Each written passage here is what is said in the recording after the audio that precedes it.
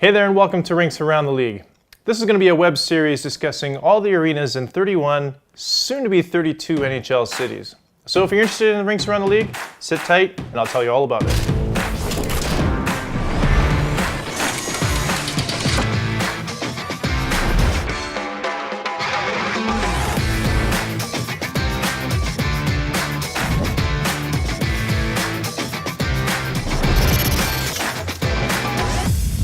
Welcome. I'm your host, Jeff Nash, and this video is kind of an introduction on the concept of the series, a little bit of background on myself, and where and when you can catch each episode. This is just a fun little project of mine, and I'm hoping you'll follow along and enjoy and have some fun learning about rinks around the league. Now, a little background on myself. I grew up in a very small town of Irma, Alberta, which is a very small town in the middle of nowhere. And I played all my minor hockey there through all the different levels, eventually playing junior B hockey in Wainwright for the junior B Bisons. Also during this time, I officiated as a kind of a cool way to earn a little extra cash during the cold winter months. And yes, these teeth, they're fake. I've got the hockey grin. I would eventually move to Calgary to take journalism at SAIT. And during that time, I covered the Alberta Junior Hockey League in a monthly column in Alberta Hockey Now, which was a monthly publication.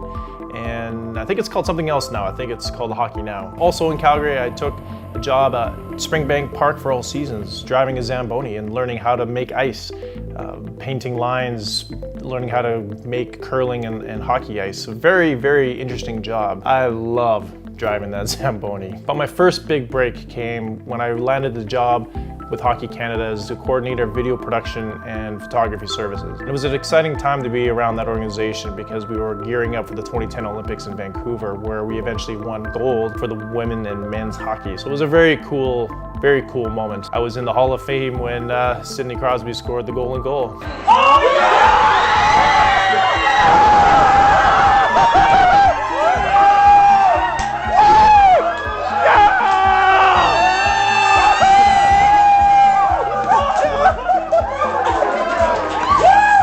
But I would go on to experience a lot more international and national events, the SO Cup, Telus Cup, World Junior A Challenge, and World Junior Championship. So it was a very good experience. And that would eventually pave way to 2013, where I landed the role of manager of video production for the Edmonton Oilers. And for the next 5 seasons, I experienced some amazing things. You had the construction and opening of Rogers Place, Farewell Rexall Place, Connor McDavid's draft year, his rookie year, NHL combines, drafts, NHL All-Star games, capped off with the 2017 playoff run where the Edmonton Oilers won 2 rounds. And that would be 5 seasons of incredible experiences. Probably a little more special because the Oilers were my childhood team growing up in that small town of Irma, Alberta. So why this series? Well, when I was young growing up in Irma playing minor hockey, you had to travel from town to town to town. And whether you were in Marwayne, Manville, Kitscoty, Provost, Wainwright, or Viking, the rink was the epicenter of that community. It wasn't just used for hockey, it was used for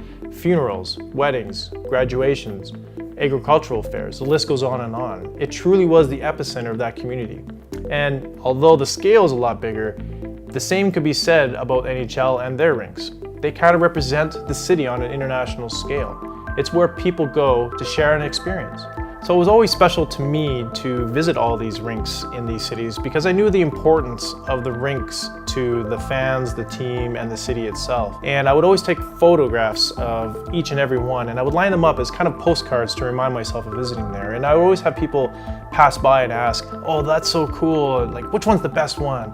And that's kind of a tough question to answer because, you know, it's just like food or music. It's all subjective. My favorite rink may not be your favorite rink. And that was kind of the whole drive behind the series, was to give you, the viewer, a little bit more insight on each rink because I believe each one has its own unique charm. There's pros and cons, but it'd be fun to open up a friendly debate and conversation on which one you guys think is the best rink in the league. And who knows, maybe it'll convince you to visit one with your friends on your next road trip. Some other things I'll go over in this series is a little brief history of each rink, how much it cost to build, its seating capacity, was it privately or publicly funded, how much are tickets. I'll also go over some things that I've noticed personally when I walk into a rink. I always made a point of walking the concourse, visiting the merch store, seeing what they have to offer the fans. To give you just a small taste of some fun facts I'll go over in this series. What does the Scotiabank Saddledome in Calgary have in common with Pringles potato chips? Will the Rangers still play in MSG, the oldest rink in the league, for much longer? The New York Islanders moving from Nassau Coliseum to Barclays back to Nassau, but they're still playing two places in the same season while building another rink?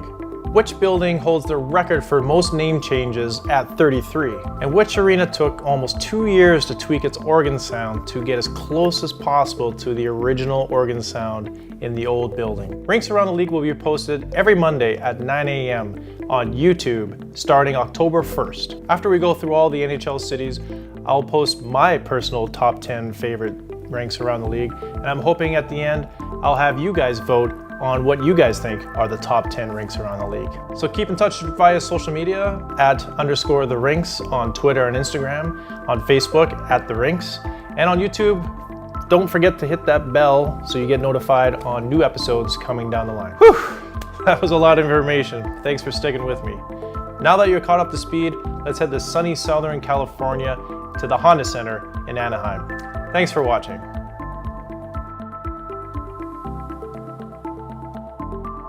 How was that? Was that good? Yeah, no, I thought it was really good. Good job. I mean, the garage wasn't that bad, was it?